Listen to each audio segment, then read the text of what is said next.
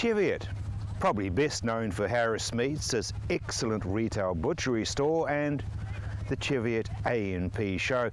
Very big show as far as ponies and horses are concerned, so let's go and have a look around.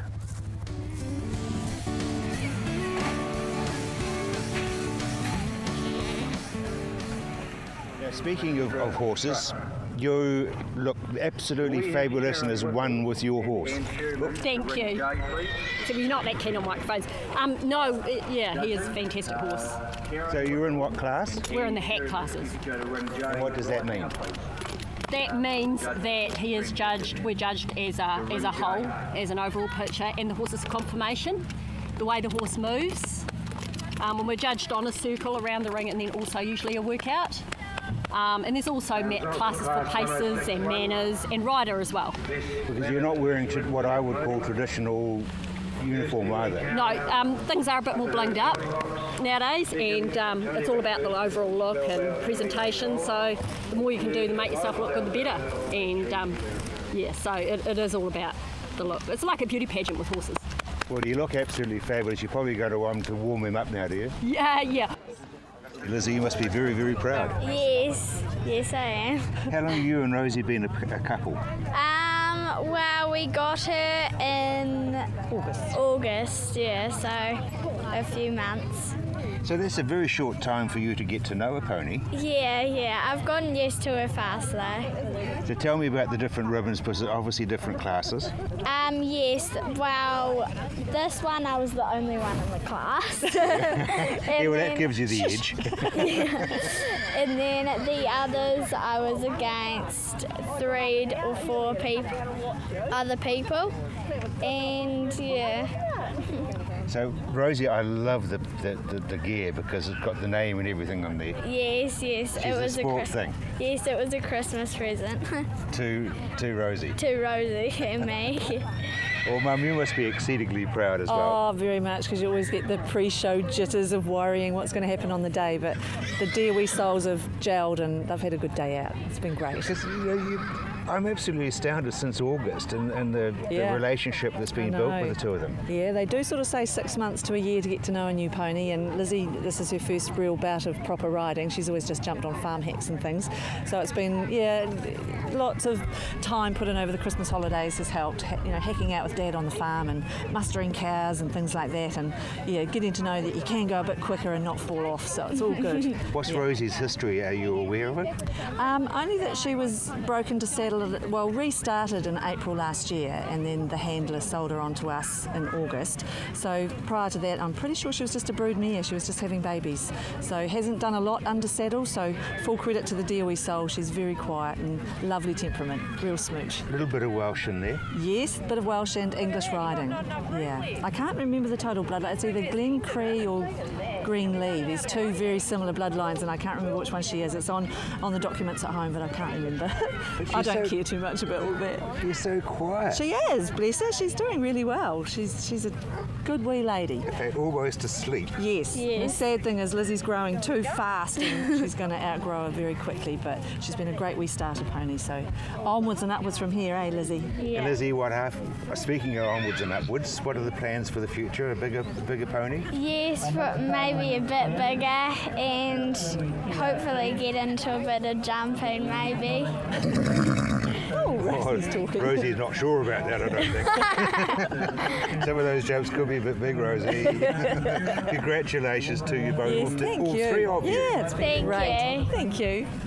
While many of the ponies have got all the trappings, these ones very, very few. Yes, well, the class is really for ponies that children would ride to school, and I suppose nowadays there's not many ponies that children would ride to school. But in saying that, to have a quiet pony like these ponies are in the paddock that any child can ride safely is a great thing for the parents and for the children too, of course. And it's a bit of fun, rather than the sophistication of the showing classes. It's all good fun. 2 up, so obviously the older brother or sister taking the little one. Usually the older brother or sister has the reins and the other one hangs on for dear life at the back. The other thing is just mounting. I mean, it's just no stirrup to haul yourself up on. No. Well, today the children were using the other child's ankle, and if the other child's ankle wasn't strong enough, they had a lot of problems getting on. But sometimes you see the children vaulting on too, so that, you know, the more athletic child will just vault on. Yes. Those ponies exceedingly quiet. Yeah, and probably older if the truth be known, but lovely quiet family ponies have probably been in the paddock for a long time, but the children just can have fun on and the parents don't need to worry about their safety. The interesting thing was, going back a few years, I mean, ponies were part of main transport getting children to school. Absolutely, and of course they had to be quiet because the parents put them on the pony and off they went all by themselves, and after a while of course the pony knew the way to school and it stayed in the paddock all day at school, and they hopped on after school and came home again, usually safely, hopefully safely. But in those days, I guess also there would just be a bridle and reins and no saddle. No, exactly. They wouldn't have had much gear at all. Probably could almost have ridden the ponies to school in a halter, I would have thought. Yeah, so quiet. Yeah. So how long has this class been going, do you know? Well, I haven't judged one for quite a long time at a show like this, but I think it's a great thing to have because, you know, some children just don't have show ponies, but they have this lovely quiet pony at home that they can have a bit of fun with at the local show. So it's excellent class. And what were you looking for? Well, quietness first of all, quietness, but of course the children wanted the chance to show off some tricks, so they had fun doing that, and the ponies showed they were quiet because they slid off their rump and went underneath them and the ponies did nothing. So yeah, just safety really. Because ponies can be a little handful of mischief, can't they? Absolutely, and the more sophisticated riding ponies that we see in the show classes are probably not suited to be school ponies. These days there are fewer people travelling by pony and many, many more travelling by four-wheel drive transport. So obviously fuel and rural go together because you need fuel to get around, but you guys using this opportunity at the Cheviot Show? Yep, for us it's part of what we do, getting into the community where with the guys that we service, so not only just providing the fuel but basically being in the community where we actually operate is important to us. So it's quite competitive, your industry. Very competitive, yep, there's quite a few of us around, and but we like to distinguish ourselves from those guys by actually the programs that we've got, whether it be flybys or the Fuel for School programs that we're doing, and or sponsorships of the rugby clubs. So we're doing that quite a lot now, so it's good. Tell me about your schools program, Fuel for Schools. Yep, so basically at the moment there's a few changes happening with it, but ideally what we do is the farmer nominates the school where his kids go, and part of what if there's a group of farmers, so for every litre they use, there's a cents per litre rate that goes back to that school. So, and the school basically gets the ability then to use that for their iPads or for sports gear or whatever it may be. So, yeah, the days of free education are gone, haven't they?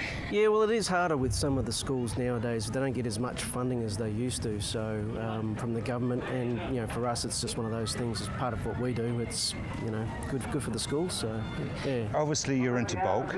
Yep, bulk fuel.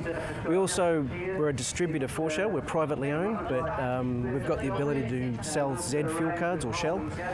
So for customers that are doing, say, contracting business that are operating in different areas, we can have a card and they can go and pull up at a Z truck stop and get discounted pricing there as well. So, and oils, we do a lot of oils as well, on-farm delivery. Anything over 20 litres is delivered for free. So. And that helps with their flyby points as well. So, yep. So how widespread is South Fuel? We do basically all the South Island, and we've also got another operation in the North Island, which is called North Fuels. So, well, that's a bit of a giveaway, isn't it? It is. So, we're up there with those guys, and we do the same up there as well. So, yeah, and it's a growing business, and we're quite enthusiastic about it. A lot of guys in the team are, we love what we do, and this is part of it.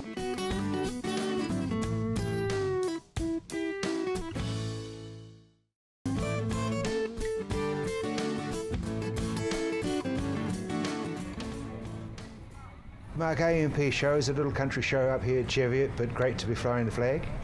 Yeah, it's a good opportunity for us to get up here into a non-traditional area for us. New Zealand Merino traditionally are focused on fine wool sheep, but this is an opportunity to show what we can do for these guys in North Canterbury as well, and our vision for what the fine wool sheep can look like in the future. The other interesting thing is you're using it as a terminal sire now.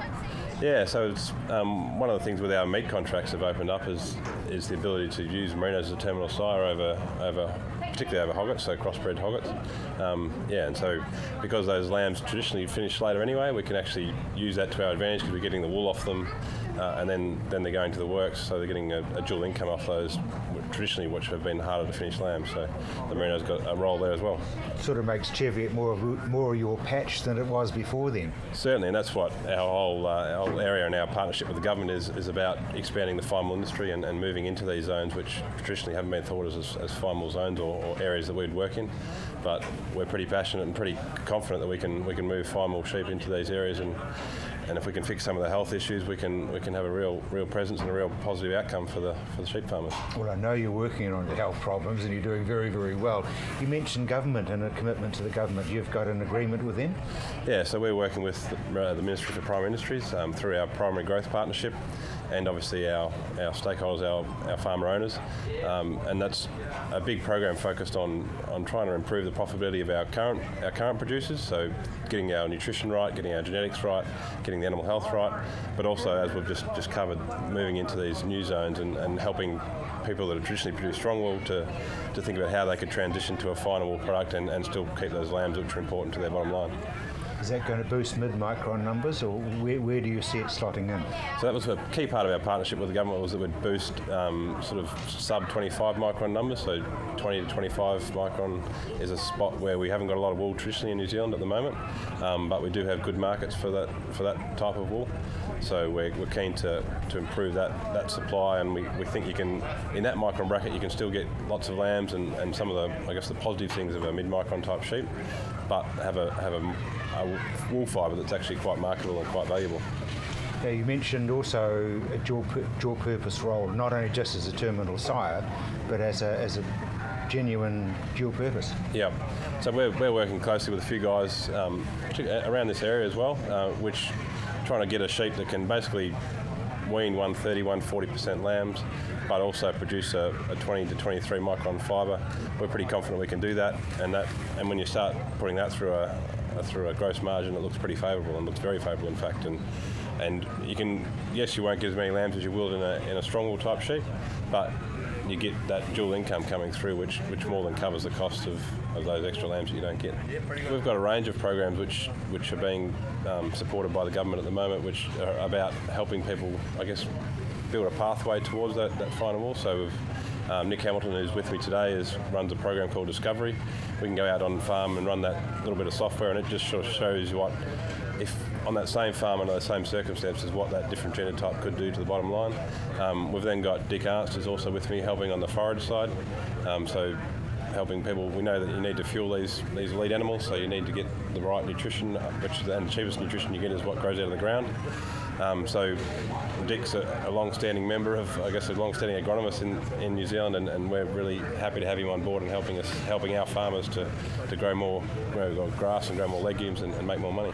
So what your hands-on role? What are you doing? So I'm the sort of manager of the wider program in production science particularly.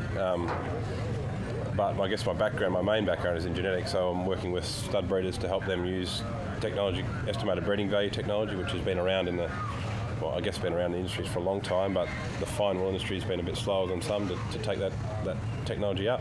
So I'm working with the stud breeders and the commercial guys to help achieve that. Mark, obviously we're, through you guys, bringing them out of the high country and putting them into the mid areas. Yep, so I guess we don't want to lose sight of those really important people in the high country as well, but and so they're a core part of our clientele, but we see the opportunity to make them more profitable, but also just move into areas where currently might be more traditionally mid-micron or strong wool. We see the opportunity of, as sheep get pushed into the hills as dairy expands, we see that's where fine wool sheep are going to come into their own, because that's a territory where they I guess are happiest and the most profitable. So we're quite bullish about what we can do in the future with fine wool sheep. And there is a good future? There's a great future. I think a lot of our work, which we're working with Merino Inc., which is funded through merino growers around foot rot, that's, people think fine wool sheep, I guess one of the things that comes into their mind is foot rot, unfortunately. That's right, sort of white hooves and foot rot. Yeah. But we're doing some work now and doing quite amount of genetic work as well as just hands-on handling foot rot. But a lot of the genetic work is showing that there's sheep out there, fine wool sheep, merino sheep, that can stand in foot rot all day long and don't get it. So I'm quite, I guess 12 months ago when I moved to the country to help take up the challenge, we were hopeful, but we weren't that confident. But now we're starting to see some real I guess runs coming home, which is really important, and really that will change the industry. If our fine wool sheep don't get foot rot, it's an absolute game changer, and that's, I guess, a big part of our focus and a big part of the agreement with the government to fix foot rot. It's not very often that we find a world champion, but a world champion wool handler. What's involved with that, Joel? Well, there's a lot of work involved with wool handling, especially in competition. You have to actually keep up with the shearer, and you've got to be able to sort all the different types of wool that's coming away from the sheep. And of course, we're trying to benefit the most profit for the farmer, and this is the skill level that's set every day in, day out in the wool sheds. So what's happening here? Obviously one sheep has just been shorn. One sheep's just been shorn, and the wool handler's job is to make sure that she keeps all the wool in the boundaries provided, that all the right types of wool, whether it be discoloured or in different length, must be separated, find a home for it, and make sure it's in the right bin. Because on a sheep, Joel, there's different types of wool, isn't there? There's the top knot, there's the belly, there's the crutching area. Yep, so there's a lot of different wools, and it's up to the wool handler to make that judgment of where to separate the very types of wool. And they go into different badges, for the want of a better term? Yep, they go into different baskets and buckets that we got here, and of course it's a hard task to be able to get them in the right buckets at the best of times. And how much time do you have? Because that guy's not knocking around, he's shearing, and you would be serving a lot of different shearers. Yep, he's shearing them pretty quick. It'd be about a minute a sheep, so the wool handler actually doesn't have a lot of time to be able to sort through all that type of wool. And as far as you're concerned, how many years have you been working in a wool shed? I've been working in the wool sheds for about 14 years, and I've been competing for about 12 years, so yeah. And the rest of the world, I mean, you're the world champion, which is fabulous. The rest of the world have these contests as well, obviously. Yeah, we have different wool handling competitions and shearing all around the world. So how do you learn? Well, you just have to get into it, and there's only one way to learn, is have a go at it. And shearing, the numbers are coming back again? Shearing, yes, shearing and wool handlers we're starting to see an increase in that. Well, congratulations, and I hope you're going to have a great opportunity to defend your title. Well, thanks very much.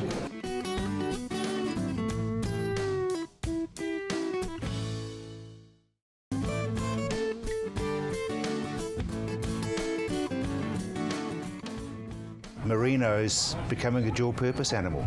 Yeah, well, I think they probably have been dual purpose for quite a while, but it's just become a bit more out there now, and a bit more work and research has been done, and they're finding that they can actually do a lot with the merino, with better feeding and breeding programs in place, and really enhance the value of both the meat and the wool.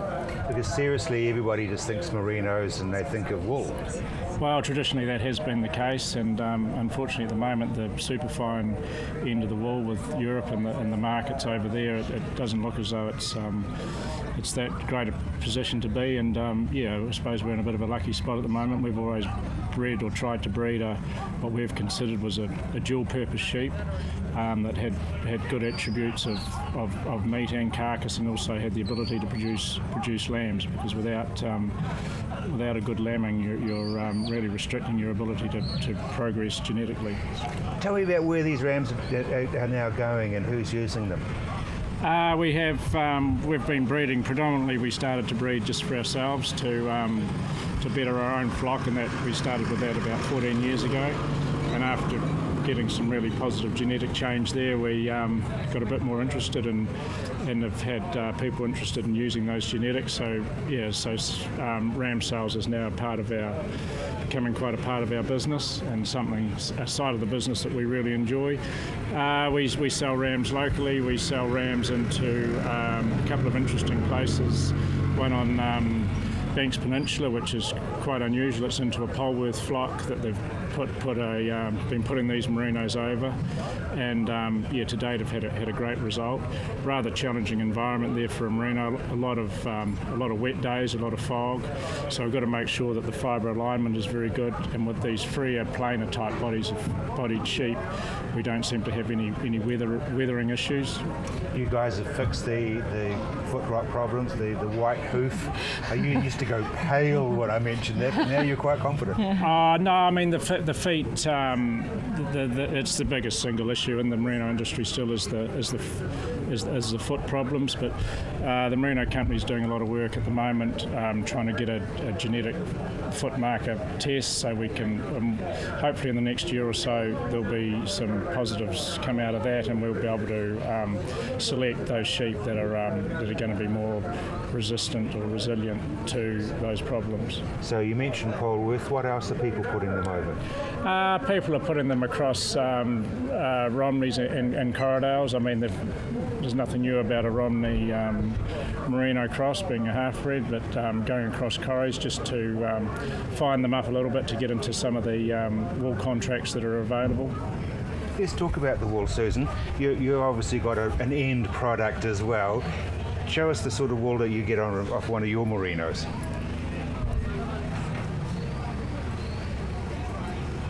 This guy's got his micron's about 20.1.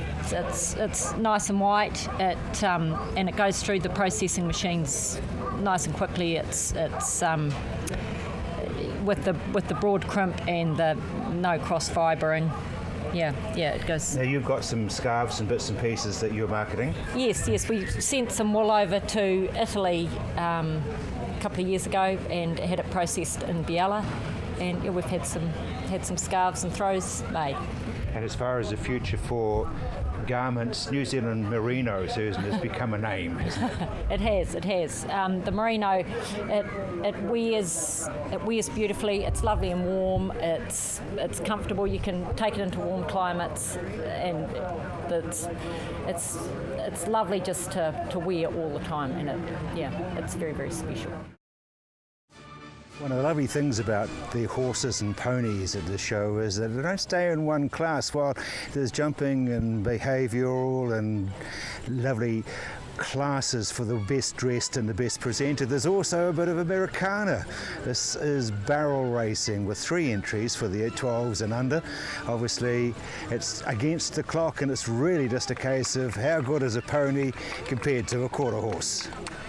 And so from a standing start, it's really just a case of, it's supposed to be a sprint, but in this case it's more of a trot.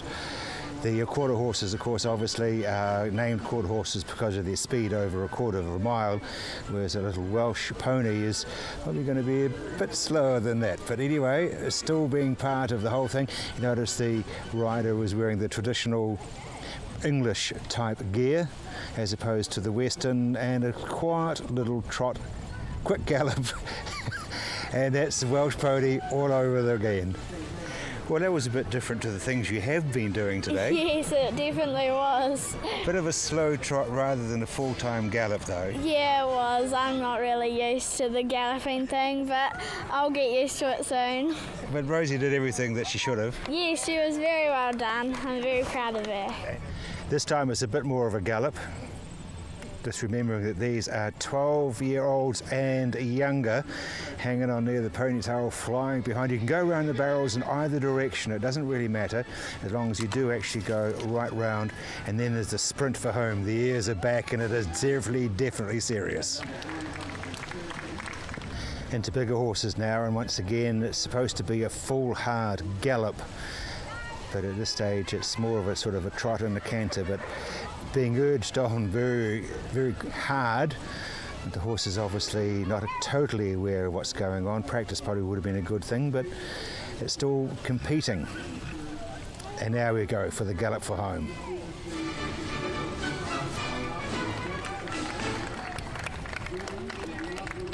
And if you were wondering what it's like when the horse and rider barrel around the course, take a look at this.